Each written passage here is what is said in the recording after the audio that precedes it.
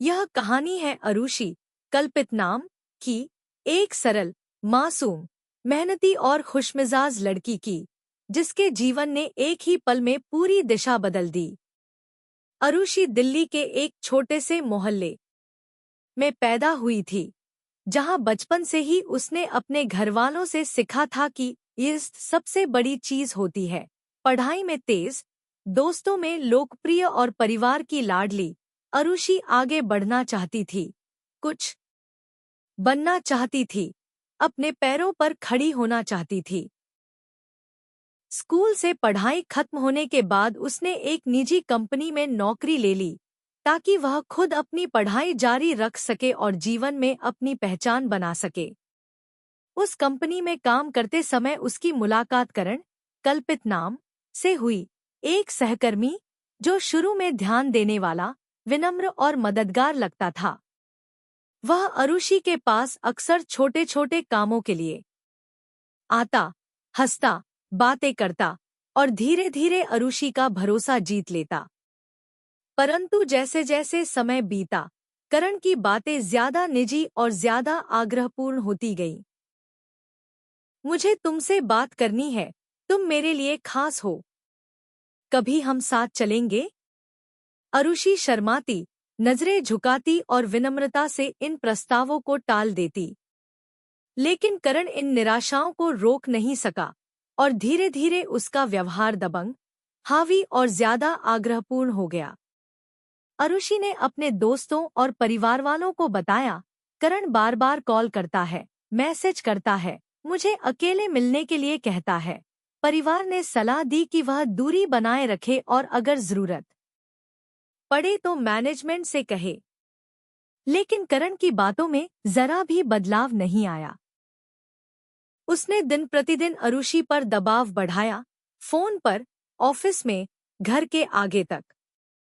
एक दिन वह ऑफिस के बाहर खड़ा मिल गया और बोला, तुम मुझसे बात नहीं करना चाहती? ठीक है, मैं तुम्हें उस हालत में भी देखना चाहता हूँ जब तुम कुछ नहीं कर सकती। उस रात करण ने एक पैकेट खरीदा, एक रासायनिक एसिड, जिसे उसने जानबूझकर रखा था ताकि किसी को पैक कर सके जैसे किसी औजार की डिलीवरी हो। अगले दिन दोपहर को जब अरुषि घर लौट रही थी, अचानक करण ने पीछे से घेरा और पैक खोलकर उस पर तेज रसायन एसिड फेंक दिया।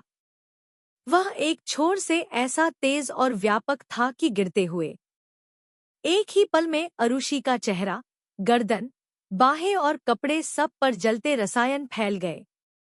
उसकी चीखें, दौड़ना, दर्द, भयंकर जलन, यह सब कुछ उस सेकंड में हो गया।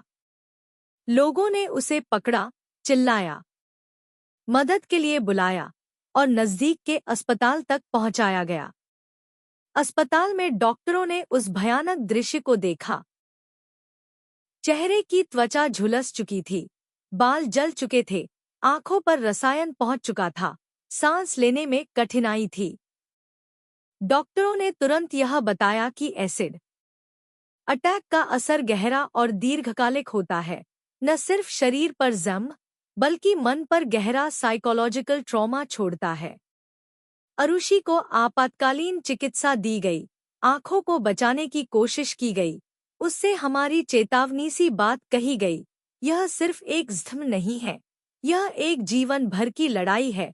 धीरे धीरे जब उसने आंसू पोंछे, अपना दर्द व्यक्त करना शुरू किया, उसने बताया कि करण ने उसे महीनों तक प्रताड़ित किया, दबाव डाला, धमकाया और अंत में उस एक पल में उसने उसके सपनों, चेहरे और विश्वास को तबाह कर दिया। उसके परिवार वाले टूट गए लेकिन उसके साथ खड़े रहे। उसके दोस्त मांगने लगे, करण को सजा दो। पुलिस ने केस दर्ज किया, लेकिन जैसा कि एसिड अटैक के मामलों में अक्सर होता है, शुरुआत में सबूत, गवाह, मेडिकल रिपोर्ट और कानूनी प्रक्रिया इतनी कठिन और जटिल थी कि अरुषि को कई बार लगा कि वह अकेली लड़ रही है। जब अरुषि ने मीडिया से बात की, उसने कहा, यह सिर्फ मेरा चेहरा नहीं है जो जल गया है, यह मेरा आत्मविश्वास और मेरे अधिकार पर हमला है। उसकी बात ने देश भर में एक तूफान ला दिया। लोग, संगठन, समाज, शिक्षक, छात्र, कलाकार, सबने कहा कि एसिड अटैक सिर्फ एक अपराध नहीं, एक सामाजिक बुराई है। धीरे धीरे केस आगे बढ़ा। अदालत ने आरोप पत्र, मेडिकल रिपोर्ट, विशेषज्ञ साक्ष्य और गवाहों की बातों को सुना। यह एक लंबी प्रक्रिया थी। अरुषि ने अपनी जमीन पर खड़े होकर बयान दिया कि मैं आज भी अपने सपनों को जीना चाहती हूँ। उसने कहा कि उसकी माँ, बहनें, दोस्त, सब उसकी ताकत हैं और इसे खत्म नहीं कर सकते। समाज में भी अचानक एक चेतना जागी। सरकार ने कहा कि एसिड अटैक को विशेष गंभीर अपराध मानकर कड़े दंड लागू करेंगे, एसिड बेचने पर नियंत्रण कड़ा करेंगे, पीड़िताओं को आर्थिक मुआवजा और पुनर्वास की सुविधा देंगे तथा चिकित्सा और मनोवैज्ञानिक सहायता प्रदान करेंगे। अरुषि का जीवन आसान नहीं रहा। कई सर्जरीज, कई दर्दनाक इलाज, आंखों को बचाने की कड़ी कोशिशें, हर नए दिन में पुरानी यादों का सामना, लेकिन उसने हार नहीं मानी। धीरे धीरे उसने ये समझा कि यह सिर्फ उसका दर्द नहीं है, यह उन लाखों पीड़िताओं की आवाज है जो चोरी छिपे डर के कारण, धमकियों के कारण अपनी चोटों को दबाती हैं। अरुषि ने स्वयं सहायता समूह, जागरूकता अभियानों, स्कूलों में शिक्षा, कॉलेज कार्यक्रमों के जरिए यह संदेश फैलाया, न कहने का अधिकार हर किसी को है, और जब कोई नहीं समझता तो यह अपराध का रूप ले लेता है। उसने अन्य एसिड पीड़िताओं के साथ मिलकर फाउंडेशन बनाया, महिलाओं के हक, सुरक्षा, मानसिक समर्थन, आर्थिक मदद और मेडिकल सहायता के लिए। समय के साथ करण को अदालत ने दोषी ठहराया। उसे कड़ी सजा मिली। यही नहीं, कोर्ट ने कहा कि ऐसे अपराध को सामाजिक शिक्षा और रोकथाम कार्यों के जरिए जड़ से मिटाना जरूरी है। अरुषि ने अपनी यात्रा में दर्द को अपनी प्रेरणा में बदल दिया। जहां उसकी कई रातें रोती हुई गुजरी, उसने अब वही रातें दूसरों को जागरूक करते हुए बिताईं। उसने कहा, मेरा चेहरा भले ही बदल गया हो, पर मेरी आवाज अब पहले से भी ज्यादा सशक्त है। आज भी वह लड़ती है, हर उस मानसिकता के खिलाफ जो महिलाओं, लड़कियों, पुरुषों और कमजोर समझे गए लोगों के अधिकारों पर ऊंचा हाथ उठाती है।